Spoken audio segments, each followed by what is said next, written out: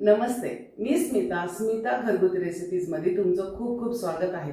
पावसाळा सुरू झालेला आहे, मग गरमागरम खिचडी आणि कढी झालीच पाहिजे। मग आपण आज खिचडीचा एक वेगळा प्रकार आणि कढीचा पण एक वेगळा प्रकार पाहणार आहोत की जो झटपट होतो।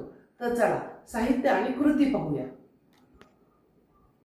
आपण घेतलेला आहे बासमती चावल 1 वाटी, अर्ध्या वाटीला थोडी जास्त मसूर डाळ, धना पावडर 1 चमचा, थोडीशी हळद, 3 चमचे इथं आपण काळा मसाला घेतलेला आहे, थोडे शेंगदाणे, चवीनुसार मीठ आणि 1 चमचा जिरा पावडर। आता आपण डाळ आणि तांदूळ धुवून घेऊ। आपण मोहरी टाकली आहे, जिरे टाकू आणि जे डाळ तांदूळ आपण धुवून घेतलेले आहेत ते टाकू। खूप सोपी खिचडी आहे, झटपट होणारी आहे आणि तितकीच खायला चविष्ट पण लागते।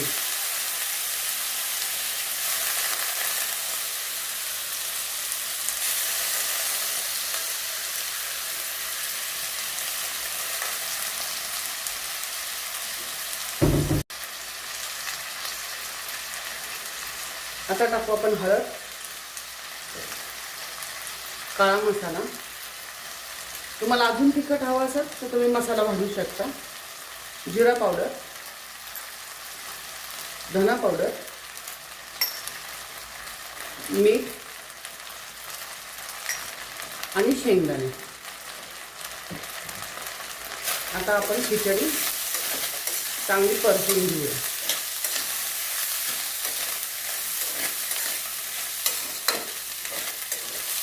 आणि याच्याकरता आपण 3 वाट्या पाणी गरम करायला ठेवलेलं आहे।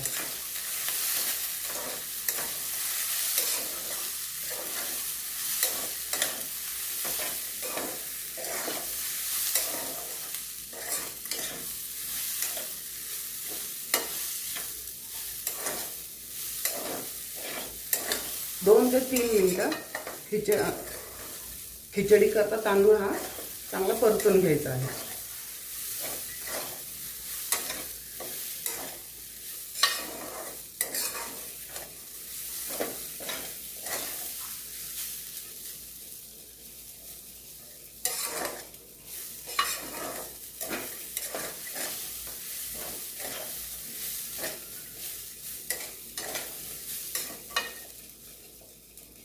आता आपण ह्याच्यात जे गरम करायला ठेवलेलं पाणी आहे ते टाकू।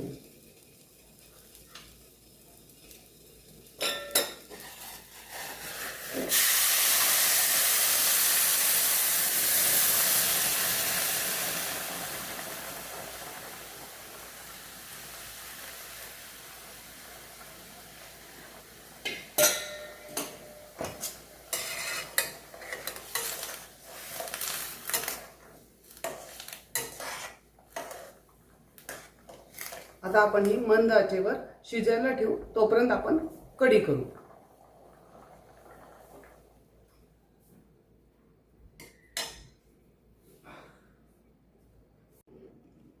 आपण करणार आहोत कढी भोपळा। त्यासाठी आपण पहिल्यांदा भोपळा बारीक चिरून तो उकडायला ठेवणार आहोत आणि मग कढी करणार आहोत। तर आपल्याला इतका भोपळा लागणार नाहीये, आपल्याला एवढा भोपळा बाद झाला।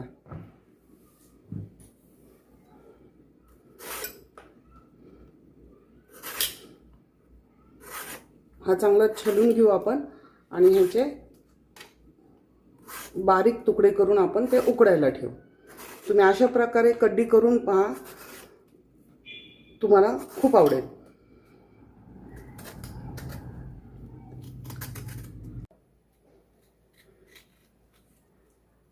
हे काढून घेऊ आपण आणि आता भोपळ्याचे आपण बारीक तुकडे करून घेऊ।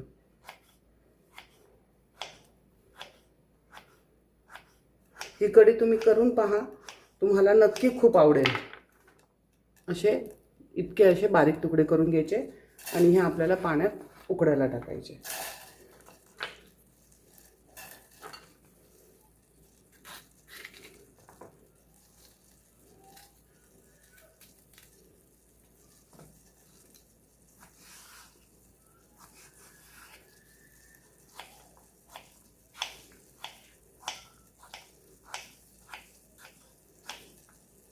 5 ते 7 मिनिट हे पाण्यात चांगले उकडून घ्यायचे। आता आपला भोपळा चांगला उकडत आहे, तोपर्यंत आपण कढी करून घेऊ। आता खिचडी आपली शिजत आलेली आहे। अजून थोडंसं पाणी हे आपण आटून देऊ। हे जे थोडं पाणी आहे ते पूर्णपणे आटल्यानंतर आपण पाहू। आता ह्याला वाफवून देऊ चांगली आपण आणि मंद आचेवर खिचडी होऊन द्यायची। कढीसाठी आपण इथं घेतलंय 200 ग्रॅम दही, 2 मोठे चमचे बेसन पीठ, लवंग, मिरी, मेथी दाणा, कढीपत्ता आणि आल्याचा एक तुकडा। फोडणी करता तूप, चवीनुसार साखर आणि मीठ। तर चला आपण कढी करायला घेऊ। टाकू आणि चांगले मिक्स करून घेऊ।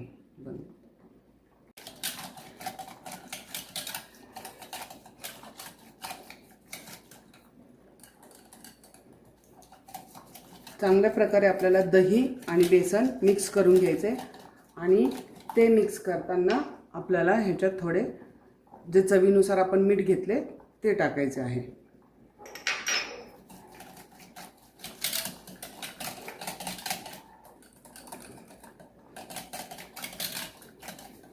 आता आपण ह्याच्यात 1 ग्लास पाणी टाकू आणि चांगले मिक्स करून घेऊ। जर आपल्याला वाटलं कमी आहे तर आपण अजून पाणी टाकू। अजून पाणी टाकावं लागेल, आपण अजून थोडे पाणी टाकू। आपण अजून अर्धा ग्लास पाणी टाकू।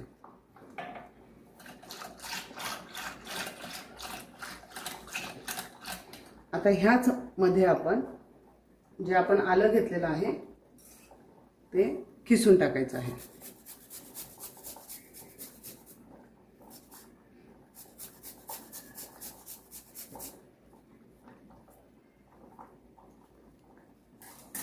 आता आपण हे परत चांगले मिक्स करून घेऊ।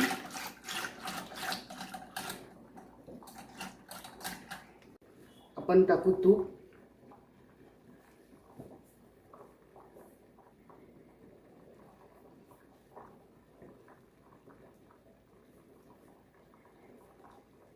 तूप टाकून देऊ। मग त्याच्यात आपण जिरी मोहरी आणि जे आपण सगळं घेतलेलं आहे ते टाकू। तूप गरम झालेलं आहे, आपण टाकू थोडी मोहरी,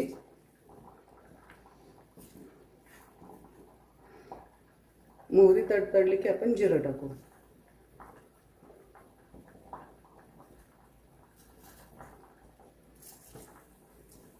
थोडं जिरं,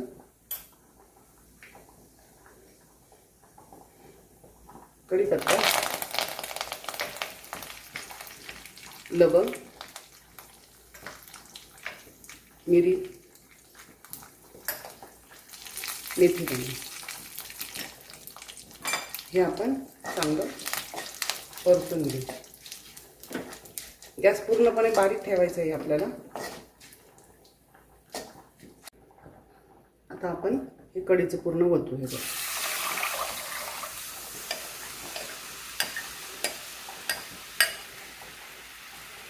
आता जोपर्यंत कढीला पूर्णपणे उकळी येत नाही तोपर्यंत आपण असं मिक्स करतच राहायचं।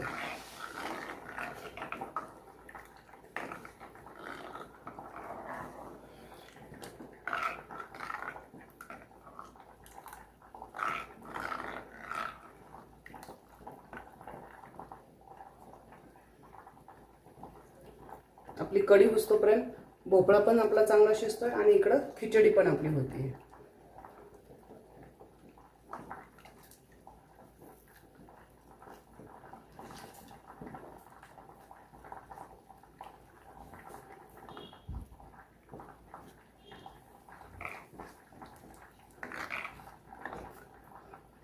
तीन ते 4 मिनिट लागतात उकळी यायला।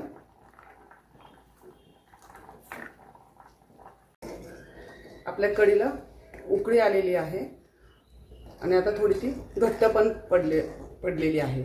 आता आपण त्यात टाकणार आहोत थोडी साखर चवीनुसार. तुम्हाला साखर नसेल आवडत तर तुम्ही नका टाकू. पण आता उकळी आली म्हणून गॅस आपल्याला लगेच बंद करायचा नाही आहे.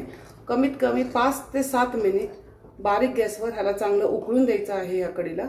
कारण की आपण जे लवंग, मिरी आणि आलं टाकलेलं आहे त्याचा अर्क तो सगळा त्याच्यात उतरतो आणि कढी खूप सुंदर लागते. आता आपण ही 5 ते 7 मिनिटाकरता बारीक गॅसवर उकळून घेऊ. हे पहा आपली कढी किती छान उकळलेली आहे. आता आपण जो उकळून घेतलेला भोपळा आहे तो टाकू.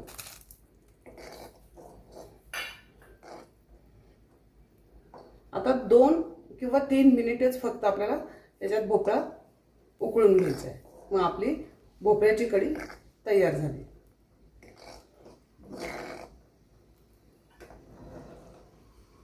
पहा इकडं आपली मस्तपैकी खिचडी पण तयार झालेली आहे. हे पहा एकदम मोकळी झालेली आहे.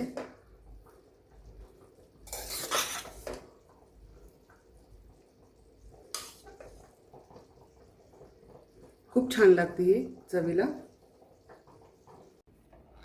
आपली कढी भोपळा तयार झाली. आपण थोडीशी कोथिंबीर टाकू. हे पहा किती छान दिसते आणि तितकीच चविष्ट पण आहे. तुम्ही करून पहा, तुम्हाला नक्की आवडेल. हे पहा आपली कढी आणि खिचडी तयार आहे. आपण थोडेसे तूप टाकू आणि एकदम टेस्टी अशी आपली खिचडी आणि कढी रेडी आहे. पद्धतीने कढी खिचडी तुम्ही करून पहा, तुम्हाला नक्की आवडेल. खूप सोपी पद्धत आहे आणि तितकी छान लागते ही. आणि हां, स्मिता घरगुती रेसिपीजला लाईक, शेअर आणि सबस्क्राईब करायला विसरू नका.